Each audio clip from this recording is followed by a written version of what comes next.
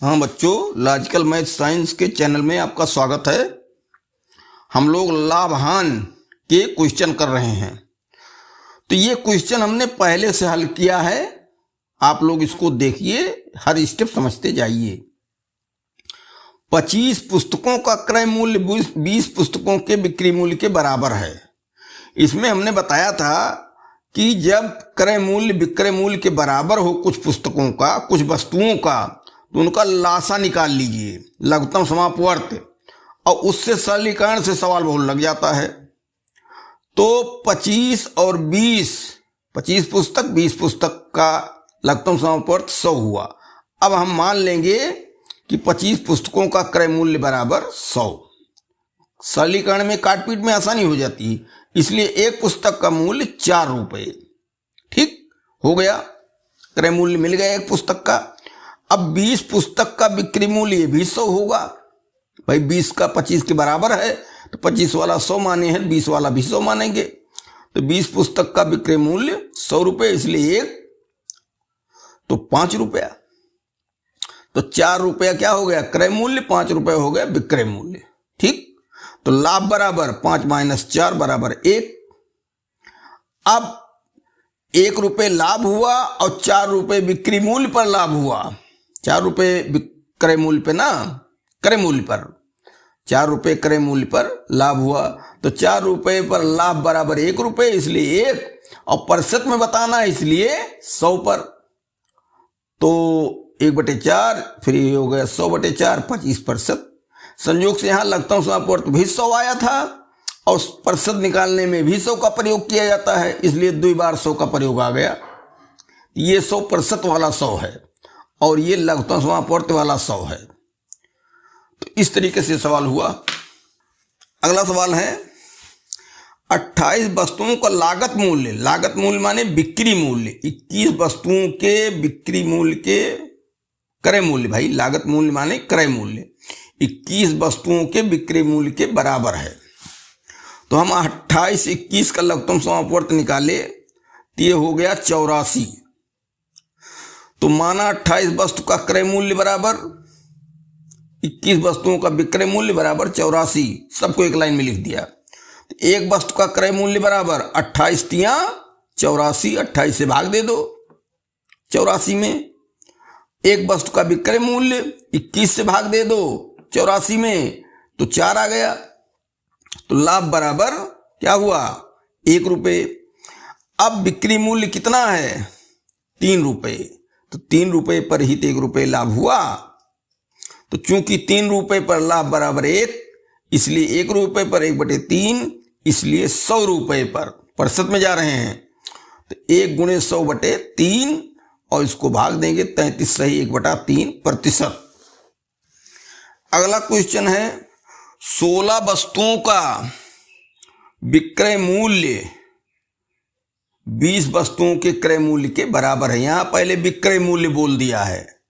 16 वस्तुओं का विक्रय मूल्य 20 वस्तुओं के क्रय मूल्य के बराबर है। 16 वस्तु बेचने पर 20 वस्तुओं की लागत निकल आती है, 20 वस्तुओं के क्रय मूल्य के बराबर हमको मिल जाता है। तो लाभ है भाई 20 वस्तु खरीदे, जितने में 16 वस्तु बेच दिए तो उतना पा गए। अभी 4 वस्तु हमारे पास बची है, तो 4 वस्तुओं बेचेंगे तो लाभ वाले हिस्से में जाएगा।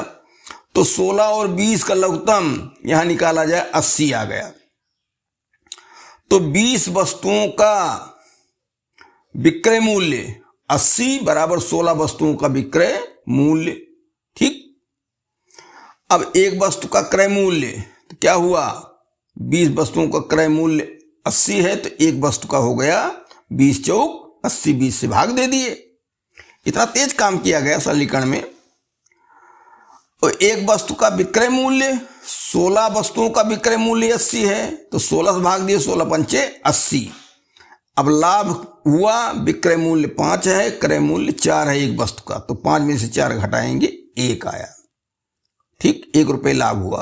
अब 1 रुपये लाभ कितने पर हुआ है क्रय मूल्य 4 रुपये पर, तो 4 रुपये पर लाभ 1 रुपये, इसलिए 1 पर 1/4, इसलिए 100 पर 1/4 × 100, 25 चौका 100, 25%। ये हो गया क्या लाभ। तो ऑप्शन इसमें कौन सा सही होगा? ए वाला सही होगा। क्वेश्चन नंबर 82, 20 संतरों का लागत मूल्य, लागत मूल्य मतलब क्रय मूल्य 16 संतरों के बिक्री मूल्य के बराबर है। यहां भी 20 संतरे जितने खरीदे गए, 16 संतरे बेचने पर उतना मिल गया, 4 संतरा भी बचा ही है, तो लाभ हो रहा है। तो 20 और 16 का लघुत्तम जो है वो 80 कर लिया गया। तो 20 संतरों का मूल्य क्रय मूल्य बराबर 16 संतरों का विक्रय मूल्य बराबर 80। तो एक संतरे का क्रय मूल्य 20 से भाग दिए, 20 चौक 80, और एक संतरे का विक्रय मूल्य तो कितना है? 16 का बिक्री मूल्य है ये 80, 16 पंचे 80, 5 रुपए। तो लाभ बराबर 5 माइनस 4 बराबर 1, तो इसलिए लाभ बराबर 25%। इसको क्यों हमने लिख दिया 25%? अरे वही काम करो, क्रय मूल्य कितना है? 4, तो 4 रुपए क्रय मूल्य पर लाभ बराबर 1 रुपया, इसलिए 1 रुपये क्रय मूल्य पर 1/4, इसलिए कितना है?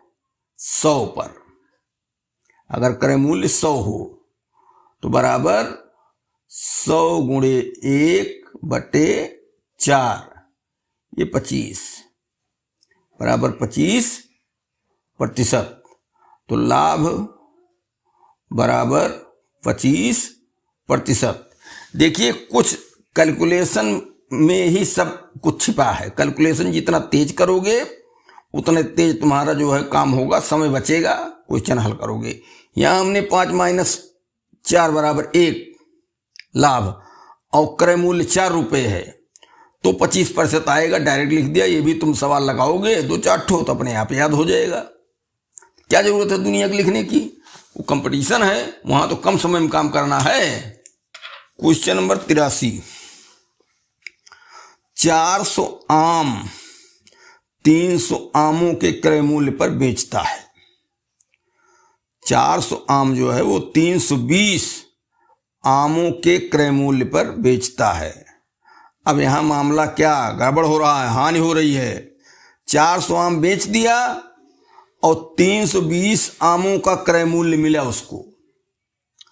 अब बताओ, इसने 80 आम ज्यादा बेचा तब 320 आमों का क्रय मूल्य मिला, इसका मतलब यहां हानि है। तो ये लासापा निकाला गया तो इनका आ गया 1600। वही कहानी फिर, तो 400 आम का विक्रय मूल्य 1600, इसलिए 1, ठीक, तो 400 से भाग दिए, 4 चौक 16, 4 रुपए। 320 आमों का क्रय मूल्य 1600, इसलिए 1, और ये जब सरल किया गया तो 5 आया, तो क्रय मूल्य बराबर 5 आ गया, विक्रय मूल्य बराबर 4 आ गया। तो बिका कम में, खरीदा ज्यादा में गया तो घाटा हुआ। तो हानि बराबर 5 माइनस 4 बराबर 1। अब हानि प्रतिशत, तो यहां जो क्रय मूल्य है वो तो 5 रुपए है, 5 पर हानि हो रही है, तो 5 पर हानि बराबर 1 रुपया, इसलिए 1 पर 1/5, इसलिए 100 पर 100/5 बराबर 20%। ये 20% हानि, ऑप्शन नंबर सी। यह 12 वस्तुओं का बिक्री मूल्य 15 वस्तुओं के क्रय मूल्य के बराबर है। फिर ये सवाल लाभ वाला हो गया।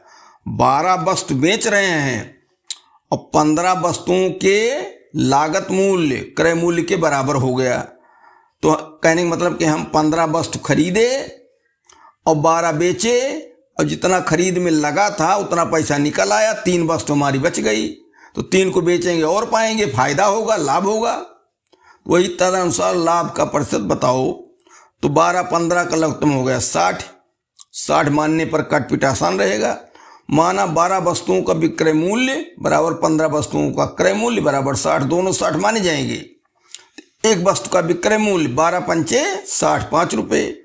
एक वस्तु का क्रय मूल्य 15 चौका 60, इतना तेजी में करो काम भाई, बराबर 4 रुपए। तो लाभ बराबर 5 माइनस 4 बराबर 1। फिर यहाँ 25% आएगा। 4 रुपए क्रय मूल्य है और लाभ 1 रुपए, इसलिए 1 पर 1/4, इसलिए 100 पर 100/4 बराबर 25%। तो लाभ बराबर 25%, ये ऑप्शन नंबर सी।